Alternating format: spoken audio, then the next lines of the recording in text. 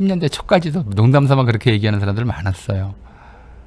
1년에 2번 목욕한다. 설 추석 2번만 명절 앞두고 목욕탕에 가고 안 씻는다. 이런 사람들 참 많았죠. 우리가 조선시대 사람들이 정말 안 씻었느냐? 이거 상식이죠. 어떻게 보면 제가 50년 전쯤 50년 전까지 안 갈 것 같은데 한 70년대까지만 해도 농담 삼아, 아니 80년대 초까지도 농담 삼아 그렇게 얘기하는 사람들 많았어요. 1년에 2번 목욕한다. 설 추석 2번만 명절 앞두고 목욕탕에 가고 안 씻는다. 이런 사람들 참 많았죠. 그리고 옛날 사람들이 안 씻었다라고 하는 것은 일종의 좀 고정관념처럼 잡혀 있고, 개항 이후에 우리나라에 온 외국인들도 한국인들이 잘 안 씻는다는 기록을 남기기는 했어요. 근데 반대 기록도 있어요. 그러니까 이제 자기가 따로 살면서 한국인들을 보니까 잘 안 씻는다고 이렇게 느꼈던 것이지, 한국인 집에서 헝가리인 한 사람이 헝가리 사람인데 1910년대 초반에 서울에 와서 한국인 집에서 하숙을 했어요.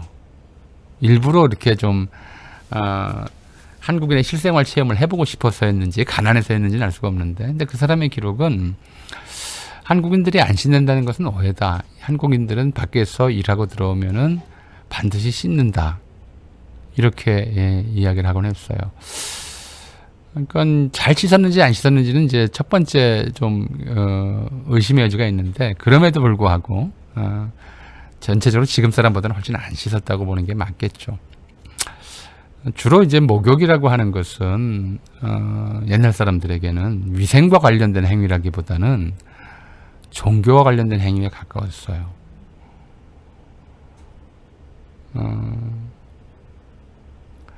숙종이 한 20살 넘어서 두창에 걸려요. 천연두라는 굉장히 무서운 질병이죠.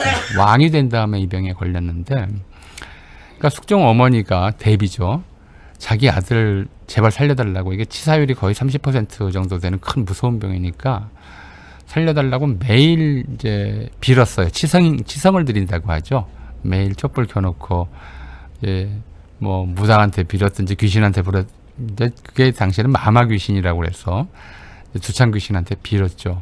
그러려면은 이 치성을 드리기 전에 먼저 목욕 재개를 해야 돼요. 때가 겨울이었어요. 그래서 매일 목욕하고 매일 치성을 드렸어요. 그래서 그 덕인지 숙종은 두창에서 나았어요. 숙종의 두창은 나았는데, 대비는 이제 겨울철에 너무 이렇게 목욕을 자주 해서 독감에 걸려 죽었어요.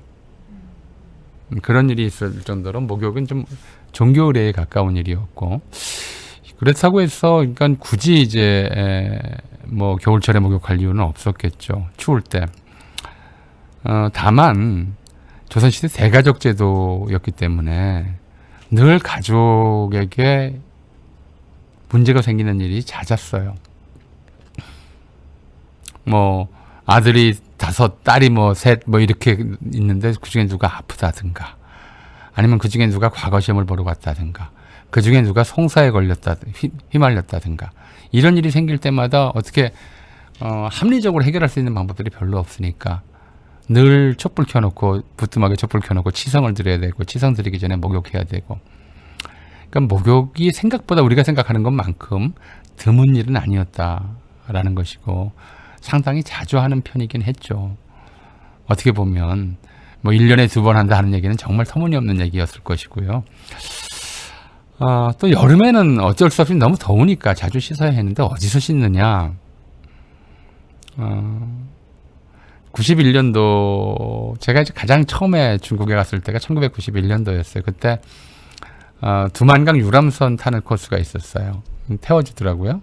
두만강에서 이제 유람선을 타고 이렇게 두만강 한가운데 이렇게 쭉 가는데, 저쪽은 이제 북한 땅이죠. 여름 한낮인데 이쪽에서는 남자들이 씻고 있고, 또 요만큼 언덕에서 이쪽에서 남자들 구역에서 안 보이는 쪽에서는 여자들이 씻고 있고 그러더라고요. 강에서 구역을 나눠서 서로 씻고 하는 장면들이 있고, 해원 신윤복 그림에도 그런 그림들이 있죠. 여성들이 이제 물에서 냇가에서 씻고 있는데 중들이 구경하고 있는, 멀리 훔쳐보는 그런 그림을 이제 해학적으로 그린 적이 있었습니다만은 비교적 자주 씻는 편이긴 했어요. 뭐 자주 안 씻었다고 보기는 어렵고 나중에도 말씀을 드리겠습니다만은 이제 도시 지역 농촌도 마찬가지지만 우리나라는 우물이 굉장히 많았어요. 그러니까 일종의 좀 마을 단위 약속 같은 걸 하는 거죠. 언제부터 언제까지는 남자들이 씻고 언제부터 언제까지는 우물가에 나서 여자들이 씻고 이런 식으로 여름철은 좀 그렇게 버텨가는 정도였죠. 근데 그런 이제 공동체적이거나 아니면 뭐 우물가, 내가 이런 것들을 이제 씻는 장소로 이용하던 문화가 크게 바뀌게 되는 계기는 목욕탕이라고 하는 것이 등장한 다음부터였어요.